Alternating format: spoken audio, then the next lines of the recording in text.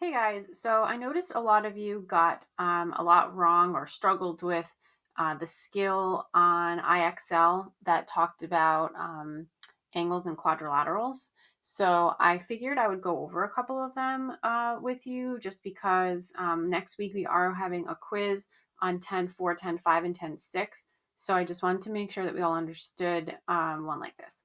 So first of all, this theorem has to do with inscribed quadrilaterals. So remember in the lesson, I talked about how an inscribed quadrilateral is a quadrilateral where all four vertices, so in this example, A, D, C, and B, are on the circle.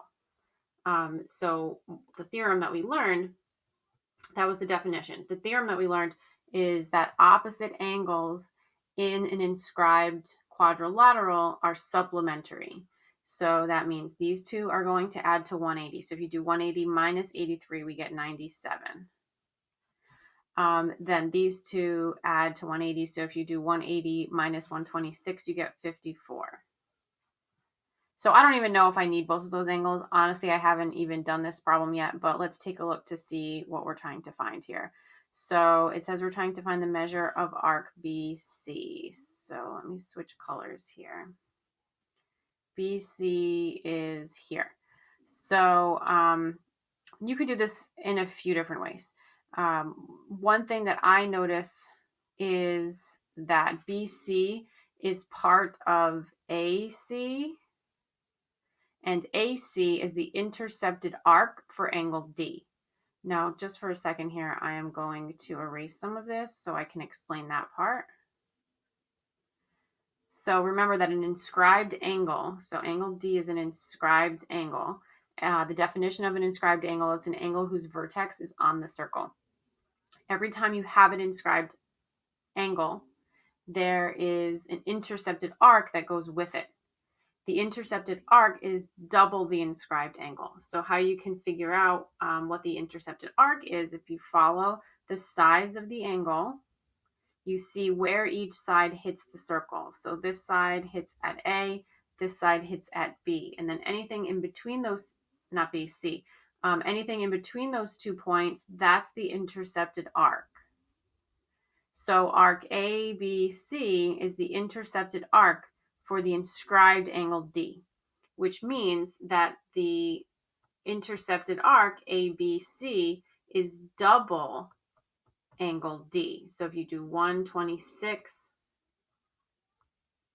times 2, we get that it's 252. And so how that's helpful is notice that BC, what we're trying to find, is part of that 252. So if we do 252 minus 136, that'll give us BC. So these are definitely trickier than the examples I did in the notes. I've been trying to just keep the notes really simple and just do like basic theorems and basic examples. So these were a little trickier, I will say. So BC should have been 116. There's one example. Here's another one. Now, also, too, I want to mention that you maybe didn't have these exact problems, but you had problems like this. I think they kind of like mix it up and everyone kind of gets slightly different problems. All right, so anyway, this one's asking for angle B. Well, angle B, that's easy enough because those are opposite angles in this inscribed quadrilateral, right? So if you do 180 minus 107, you get 73. So that's angle B. And now we need the measure of arc AD. So arc AD is over here. Now, again, there's multiple ways you can usually do these.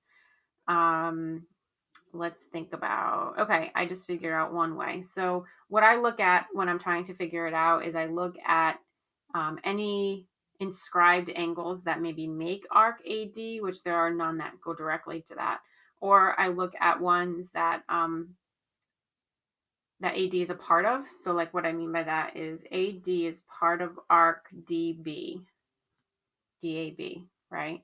And notice that arc DAB is the intercepted arc for angle C. So let me get rid of some of these lines to make it more clear. So again, angle C here is an inscribed angle. Its intercepted arc is DAB. So remember, every inscribed angle has an intercepted arc that goes with it. Now, I wasn't given angle C, but I can find angle C by subtracting from 180, so it's 98. So now what we can do, remember that the inscribed angle is half the intercepted arc. So I can double 98 to get 196. So that means arc DAB is 196. And then to get the answer that we're looking for, AD, you can subtract 119 from 196. So if you do 196 minus 119, we get that AD is 77.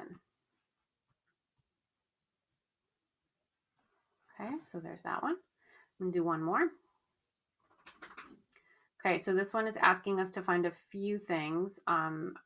Angle B, angle D, and arc BC. Okay, so first of all, let's fill in some things that we can find. So like we were given this one's 93, so that means this one's 87 because those add to 180.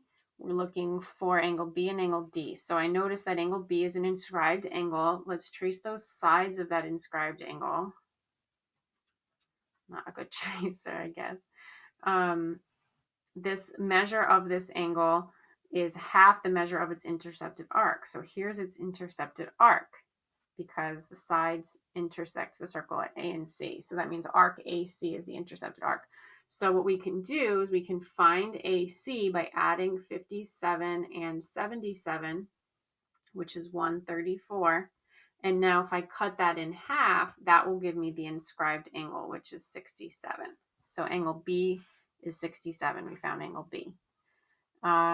Next, angle D. These are supplementary, right? So if we do 180 minus 67, we get that angle D is 113. Okay, so that takes care of those two. And let's see, now we just need arc BC. So let's see here. BC is here. Notice that BC, I'm going to erase some of this so it's a little easier to see. Notice that BC is part of DCB. See that? And see how DCB is the intercepted arc. I'm going to switch colors to angle A. So see angle A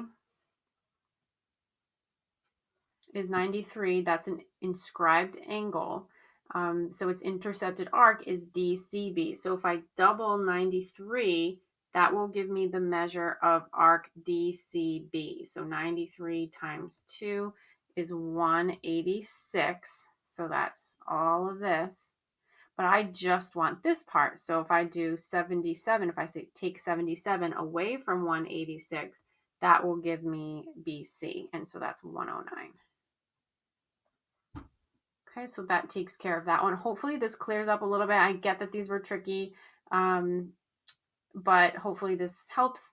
If you want, I would suggest maybe go back on IXL and just try a couple more of these on your own before our quiz next week. So our quiz next week is going to be on Monday. All right, if you want me to make another video like this of some of the other skills on IXL, just let me know. I'm more than happy to.